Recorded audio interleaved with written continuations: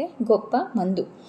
ఏ doctor ఇవ్వలేని, ఏ pharma company తయారు చేయలేని అతి గొప్ప మందేమిటంటే, జీవితంలో మంచిగా సెటిల్ అయి ఆ తర్వాత రెస్ట్ తీసుకోవాల్సిన వయసులో ఆరోగ్యం బాగోలేదని హాస్పిటల్కి తీసుకెళ్తే ఆ డాక్టర్ మెడిసిన్ రూపంలో దొరకనిది ఫ్రెండ్షిప్ అనే మందు రాశాడు. అది చూసి చదివిన ఆయన పిల్లలు ఒక్కసారిగా షాక్ అయ్యారు.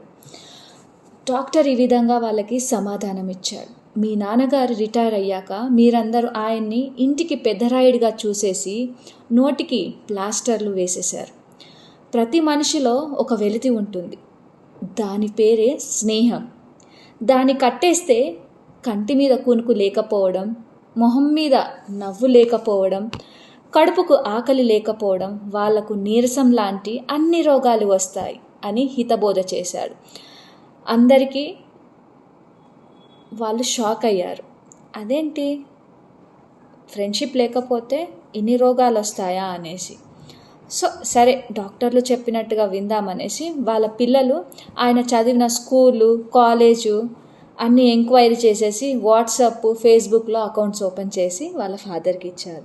దాంతో ఆయన ఇప్పుడు ఫోన్లో బిజీగా ఉన్నాడు. ఎప్పుడు ముసి నవ్వులు, నెలకు ఒకసారి ఏదో ఒక వంక పెట్టుకొని ఊరికెళ్ళి స్నేహితులతో ఎంజాయ్ చేస్తున్నాడు. ఇంకా ఆయనకి డాక్టర్ అవసరం ఇప్పటి వరకు రాలేదు.